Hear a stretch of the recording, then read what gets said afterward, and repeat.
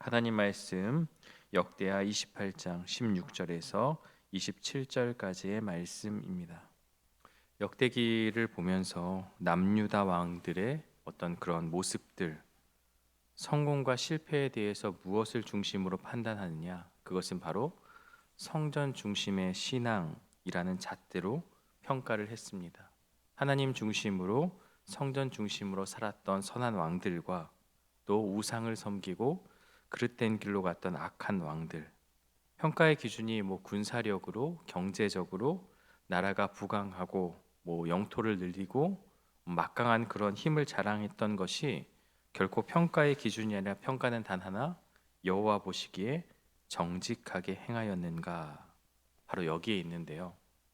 안타깝게도 이 아하스의 모습은 너무나도 안타까운 그러한 모습으로 기록이 되어 있습니다. 여호와 보시기에 정직히 행한 것이 아니라 여호와 보시기에 악한 길을 행하였고, 또 그것을 통해서 하나님의 마음을 아프게 하였는데요. 그의 인생에 대해서 이렇게 평가를 내리죠. 22절을 보면 이 아하스 왕이 곤고할 때에 더욱 여호와께 범죄하여, 최소한 어려움이 닥치고 곤경에 처했을 때 하나님을 찾아야 하는 게 마땅하지만 그는 어려움에 처했을 그 위기의 순간이라 할지라도 하나님을 찾거나 하나님께 나아오지 않았다라는 거예요.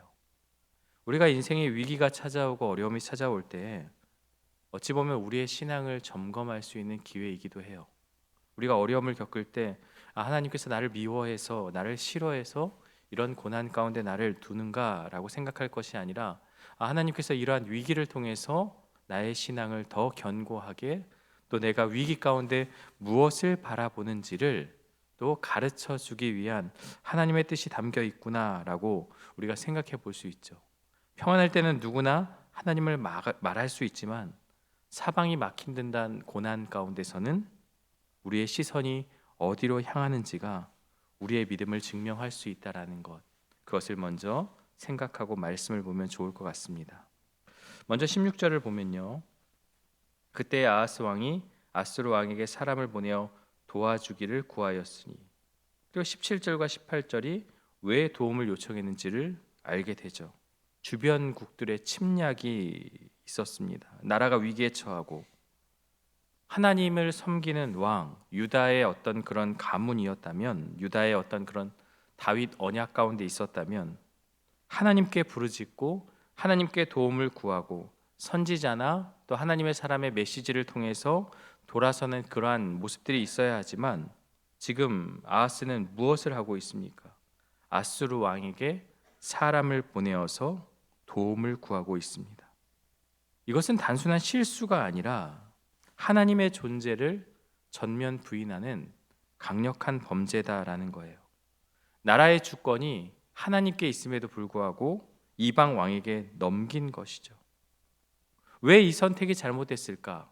아니, 자연스럽게 강대국에게 요청을 하고 그 강대국을 통해서 보호를 받게 되면 너무나도 좋은 상황이 연출되고, 그러다가 우리가 힘을 길러서 그 강대국마저 칠 수 있다면, 지금 당장은 굽히는 거지만 이러한 방법이 현실적으로 매우 합당한 모습처럼 보이지만 문제는 무엇이냐? 바로 19절에 기록되어 있죠. 여호와께 크게 범죄하였으므로 여호와께서 유다를 낮추심이라. 지금 이 모든 상황들이 하나님을 떠난 죄악 때문에 하나님이 낮추신 거예요. 강대국에게서 그 힘을 찾아서 우리가 회복하는 그러한 것이 아니라 방법 자체가 틀린 거죠. 하나님이 낮추셨기 때문에 그럼 어디를 가야 돼요? 하나님께 돌아가서 하나님을 의지하고 회개함을 통해서 해결책을 찾아야 함에도 불구하고 인간적인 모습으로 선택을 하였다라는 거예요. 그 결과가 19절 20절의 말씀이죠. 20절에 보면 아수르 왕 디글랏 빌레셋이 그에게 이르렀으나 돕지 아니하고 도리어 그를 공격하였더라. 원조를 구하고 도움을 요청하니 요청을 받은 나라에서 그 나라를 얼마나 깔보고 하찮게 여기고, 오히려 나에게 도움을 요청할 정도이니 저 나라가 굉장히 약한 나라구나 라고 판단하게 만들겠죠. 오히려 도움을 요청한 그 왕이 오히려 공격을 하는 이러한 상황 가운데 놓였다는 거예요. 20절에 보니까 아수르 왕 디글랏빌레스가 그에게 이르사 돕지 아니하고 도리어 그를 공격하였더라. 아하스가 바친 어떤 재물만 취하고 유다를 약탈하거나 더 큰 조공을 요구하며 괴롭게 하였다는 것이죠. 세상의 힘을 의지하면 일시적으로 편안할 수 있어요. 세상의 방법이 더 좋을 수도 있어 하지만 더 큰 대가를 치를 수 있다는 것을 우리에게 보여주고 있습니다. 오히려 유다를 더 깊은 수렁 속으로 몰아넣었는데요.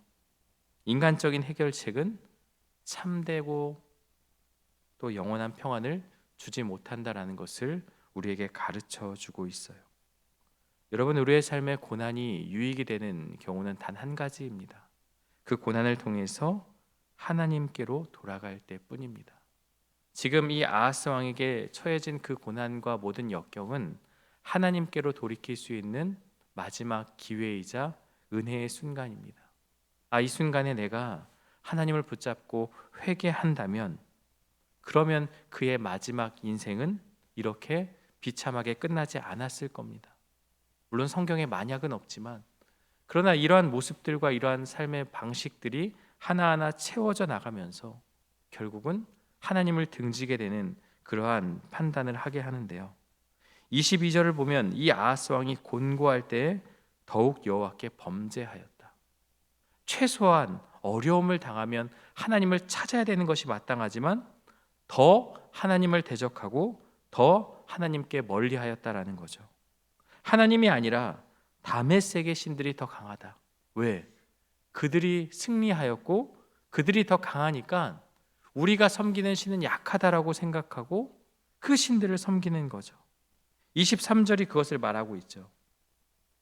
자기를 친 다메섹 신들에게 제사하여 이르되 아람 왕들의 신들이 그들을 도왔으니 나도 그 신에게 제사하여 나를 돕게 하리라 하였으나 그 신이 아하스와 온 이스라엘을 망하게 하였더라. 아하스는 전쟁에서 패배했을 때 승리한 다메섹 왕이 섬기던 신을 보고 저 신들이 다메섹을 도왔으니 나도 저 신들에게 제사를 지내면 나도 도울 것이다, 이런 생각을 했던 거죠. 어떤 결과, 어떤 그런 보여지는 것들에 있어서 그러한 신을 섬기려는 기복적인 잘못된 신앙이죠. 자기가 패배한 이유를 무엇으로 찾고 있습니까? 다메섹이 더 강해서라고 착각하고 있습니다. 하나님이 치셨고 하나님의 심판임에도 불구하고, 그래서 그가 행한 일들이 무엇입니까? 24절에 보면 하나님의 전의 기구들을 모아서 부수고 여호와의 전 문들을 닫고 예루살렘 구성마다 제단을 쌓아서, 또 25절에 산당을 세워서 다른 신에게 분향하고 그 모든 것들이 하나님을 진노하게 하였다라고 기록하고 있습니다. 결국 무엇입니까? 오히려 신앙의 본질에서 멀어지는 선택, 이것이 바로 아하스가 보여준 행동입니다. 우리도 힘들 때 신앙을 합리화하거나 세상의 방법을 따라가며 그러한 모습으로 섬기는 그러한 죄를 짓지 않아야 합니다. 여기서 아하스는 하나님의 임재의 상징인 성전 문마저 닫아버리고 기물들을 파괴했습니다. 역대기 저자가 강조하는 성전 중심의 신앙생활을 파괴하는 행위였는데요. 솔로몬이 하나님의 영광을 위해 성전을 세웠다면 아하스는 그 성전을 파괴하고 하나님을 대적하였습니다. 이것은 무엇을 말하느냐? 하나님의 임재를 거부하고 하나님과의 관계를 단절하겠다는 어떤 그런 배교 행위를 지금 저지르고 있는 것입니다. 결국 그의 인생의 마지막은 어떻게 기록되고 있습니까? 27절을 보면 아하스가 그의 조상들과 함께 누움에 이스라엘 왕들의 묘실에 들이지 아니하고 예루살렘 성에 장사하였더라. 열왕의 묘실에 들어가지 못했다. 단순히 어떤 그런 장례식을 치르면서 어떤 그런 비참한 그런 수준이 아니라 이것은 냉정한 하나님의 평가입니다. 열 왕의 묘실에 들어갔다는 것은 그래도 하나님이 보시기에 선한 왕의 길을 나아갔던 것이고, 그렇지 못했다라는 것은 그의 인생 전체가 하나님 보시기에 악하게 행하였다라는 것을 우리에게 말씀해 주고 있습니다. 아하스의 실패한 인생은 오늘 우리에게 무엇을 말해주고 있습니까? 첫 번째는 위기의 본질을 분별해야 한다라는 것입니다. 인생의 위기와 어려움이 나를 넘어뜨리기 위함이 아니다라는 거죠. 이 본질이 무엇이냐? 어쩌면 우리가 세상을 향해 있던 시선, 세상을 향한 마음, 하나님을 떠난 그 마음, 그것에서 다시 하나님을 바라보게 하는 영적인 전환점이 될 수 있다. 그러면 위기와 고난은 축복일 수 있는 거예요. 나에게 위기와 고난은 아픔과 어려움이 아니라 그 고난을 통해서 하나님을 찾게 하고 하나님께 돌이킬 수 있는 그러한 은혜의 시간이 될 수 있다라는 것. 우리의 시선을 바꾸어야 하는 것이죠. 위기 속에서 하나님의 말씀을 바라보고 위기 속에서 하나님의 뜻을 구하는 신앙의 결단. 그러나 아하스는 그 본질을 오해하여서 하나님을 원망하고 이방신을 따랐던 것입니다. 위기 앞에 그것이 주는 하나님의 뜻은 무엇인지를 판단하는 것, 그것이 바로 오늘 우리에게 주는 교훈이 될 수 있습니다. 두 번째는요, 의지의 대상을 분명히 해야 한다는 거예요. 아하스는 강대국 아수르를 의지했습니다. 여러분, 이런 모습이 우리에게는 없습니까? 우리는 문제가 생겼을 때 말씀과 기도보다 사람을 먼저 찾죠. 재물의 힘을, 세상의 힘을, 세상의 방법을 하나님보다 더 신뢰하고 앞세우고 있지 않은지 우리의 모습을 돌아보게 되죠.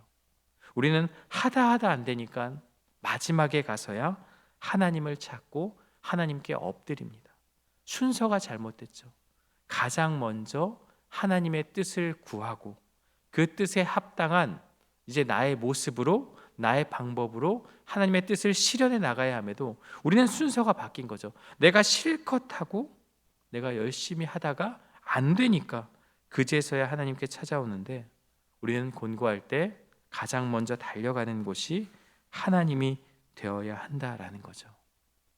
마지막 세 번째는 고난 가운데서 예배, 우리의 신앙을 다시 바르게 세워야 한다라는 것입니다. 아하스는 위기 속에서 성전 문을 닫아버렸습니다. 하나님과의 어떤 관계, 하나님과의 연결점을 끊어버렸어요. 그러나 성경은요, 정반대의 길을 제시해요.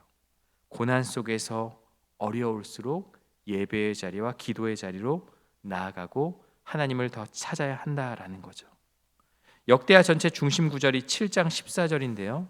내 이름으로 일컫는 내 백성이 그들의 악한 길에서 떠나 스스로 낮추고 기도하여 내 얼굴을 찾으면 내가 하늘의 뜻을 듣고 그들의 죄를 사하고 그들의 땅을 고칠지라. 스스로 낮추고 기도하여 내 얼굴을 찾으면, 솔로몬이 성전을 봉헌했을 때 하나님께서 주신 약속의 말씀입니다. 그런데 아하스는 그 문을 닫아버렸습니다.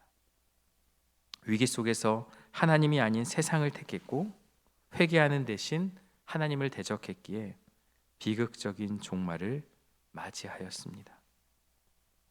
그런데 이렇게 마무리가 되어지고 이렇게 끝난다면 우리는 참 안타까운 그러한 모습으로 이 역대기의 말씀을 끝낼 수 있지만, 그러나 분명한 것은 우리에게 진정한 완전한 왕이 있다는 사실이죠. 우리와 정반대의 길을 가신, 물론 포로기에서 돌아온 이스라엘 백성들은 다윗과 솔로몬을 바라보며 그 영광을 바라보았겠지만, 우리에게는 그 길을 걸어가신 예수 그리스도의 모습, 예수 그리스도의 그 삶의 모습, 완전한 왕의 모습이 우리에게는 분명히 깨닫고 알 수 있다라는 거죠.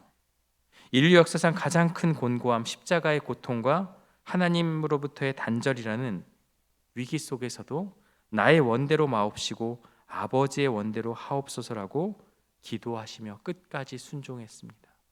인생에 있어서 가장 큰 곤고함, 십자가의 고통이라는 그 앞에서 그럼에도 하나님께 기도하고 하나님을 찾는 그 모습을 통해서 완전한 왕의 모습을 우리에게 보여주셨습니다. 아하스는 곤고함 때문에 하나님을 버렸지만 예수님은 모든 곤고함을 친히 짊어지시고 하나님께 나아가셨습니다. 우리는 이 말씀을 통해서 인생의 곤고한 날을 만날 때 아하스처럼 세상으로 달려갈 것이 아니라 그것을 짊어지신 예수님을 향해 나아가야 할 것입니다.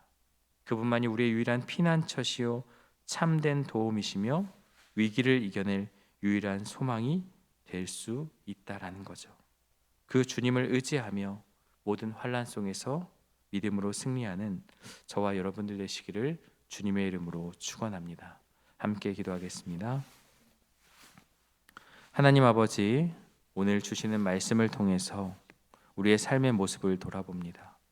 아하스 왕처럼 세상을 의지하고 세상의 방법으로 하나님을 앞에 마음을 아프게 한 일이 없는지 돌아보게 하여 주시고, 곤고할 때 그 모든 것을 하나님께 돌려 하나님께 기도함을 통해 그 문제를 해결하는 우리들의 삶이 될 수 있도록 인도하여 주옵소서. 역대기를 통해 유다 왕들의 잘못된 모습들을 발견하게 됩니다. 그들의 모습과 그들의 삶의 방향들이 잘못되었지만 이제 우리는 완벽하게 그 길을 걸어가신 영원한 왕 예수 그리스도가 우리 안에 있음을 기억하고 곤고함과 아픔 가운데서도 아버지 하나님께 기도하며 묵묵히 그 길을 걸어간 주님의 길을 우리도 따라 걸어갈 수 있도록 인도하여 주시고 함께하여 주옵소서. 형통할 때만 하나님을 찾는 것이 아닌 곤고할 때도 하나님을 찾는 믿음이 우리 안에 있게 하여 주시고, 위기의 순간과 그 고난의 순간 하나님께 돌이킬 수 있는 기회임을 기억하고 날마다 말씀 가운데 바로 서며 기도함을 통해 하나님과 가까워지는 우리들의 삶이 될 수 있도록 인도하여 주옵소서. 예수님의 이름으로 기도드리옵나이다. 아멘.